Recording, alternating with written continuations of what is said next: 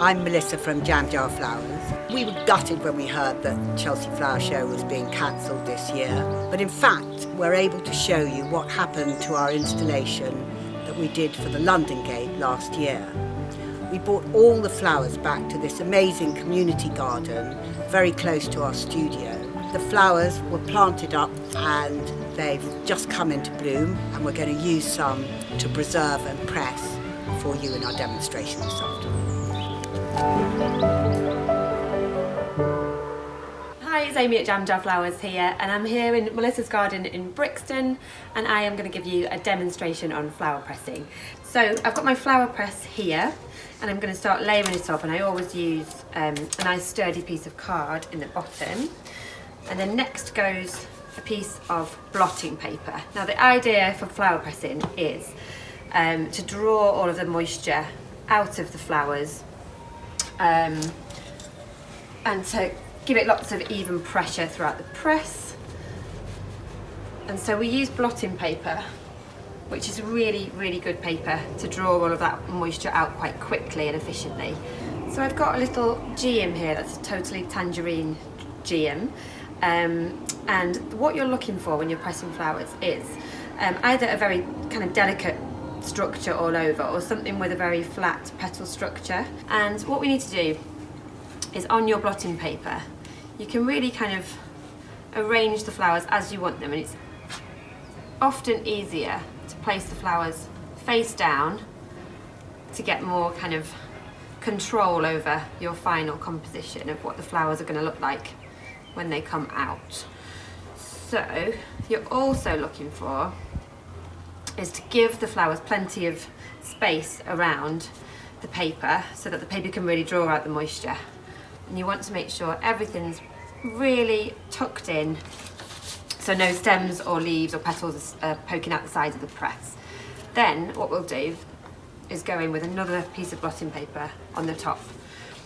So you're making a kind of blotting paper sandwich, and then give it a good press down, because these are all going to get pressed down in the press anyway. Then we basically start that process again. So next we'll go a piece of card, and this is going to act as almost like a barrier layer in between the layers of moisture that are between the blotting paper. And then basically continue with that process. What else have we got here? So this is a beautiful Anthriscus raven's wing, which has got this amazing black leaf and a black stem. That's going to press beautifully, but obviously that doesn't fit in our press, so I'm going to actually take that apart.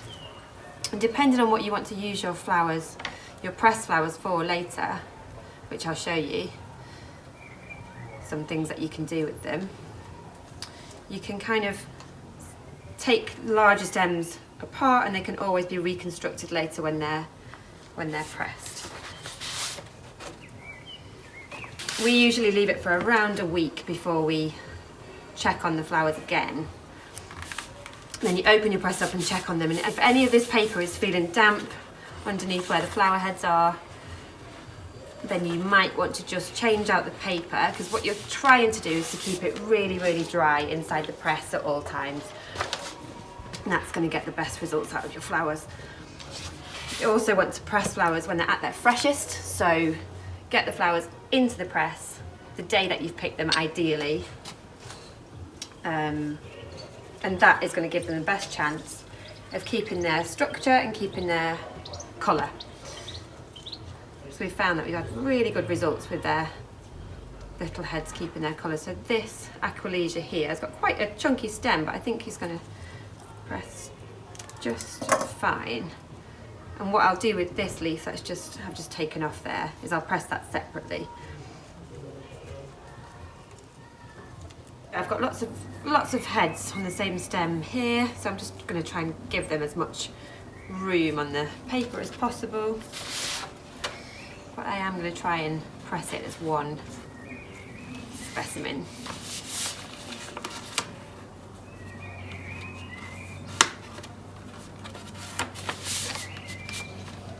What else have we got? We've got a Californian poppy that should be popping up in some of your gardens now. They press amazingly well because they're such a delicate petal structure, and you could either do this face down or in profile, it'll look beautiful either way.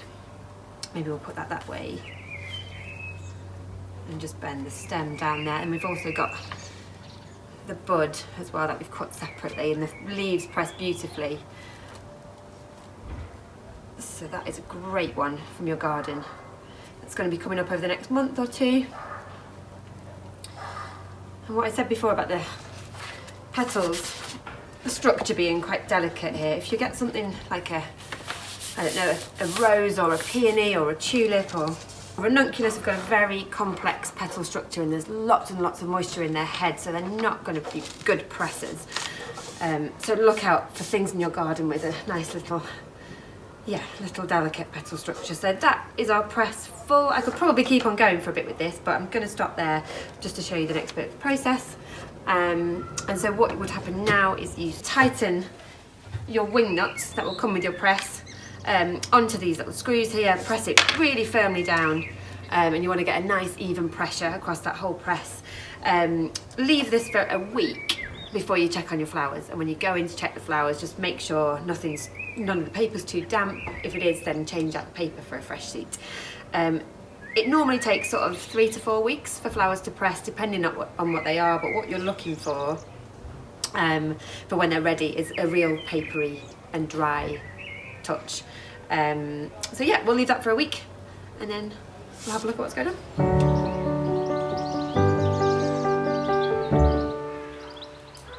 Okay, so I'm going to show you the next step of the process, which is opening your flower press. And all of the flowers that are in this one here have been in here for, I'd say, about a week to 10 days. And they've been in my nice warm house.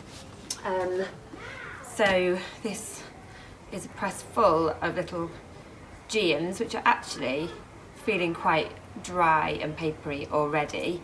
They could maybe do some of them with a few more days, maybe, but these ones here that we've kind of archived like this are feeling quite ready. Let's see what we've got in here. When you're opening your press, it's good to just check the paper. Do it really carefully, just because the flowers can often get stuck to the paper because of the moisture in their heads. If the paper feels damp underneath the flower heads, just either change the flowers round so they're on the opposite side, or you can put a whole fresh piece of paper in there. These are feeling really great. So there's loads of different things that we can do with pressed flowers, and at JamJar we tend to keep them on their own, you know, in a single kind of stem, or to make a composition out of the same type of flower. So this is just a type of mount board that we use at JamJar, and when we start to kind of put the flowers back together, so what I was saying before, if your flowers are too big for the press, you can always take them apart and then start to construct them into a composition. So when you start to actually build a composition like this, it looks quite pretty. And what I would do here is we use glue to secure the flowers into place, and we use this little glue here called Mod Podge, which has got a great name. It's kind of a water-based glue, quite delicate. You can also use things like Japanese rice glue. Something like a natural glue is really good. You could also masking tape them on, which looks amazing, and it's kind of what the Edwardians used to do, is just to masking tape the flowers into position, and then you could frame them, which also works really well. I might just show you quickly, if you wanted to do something like a little glass frame like this, because the flowers are super delicate. What else have we got? We've got little pansies over here. That might be nice. So because they're so papery and delicate, they would just slip out of the frame if you didn't put any kind of glue or tape in place. So if I wanted to make this into a little frame, for instance, I just put this on a bit of scrap piece of paper, and I use a really delicate little brush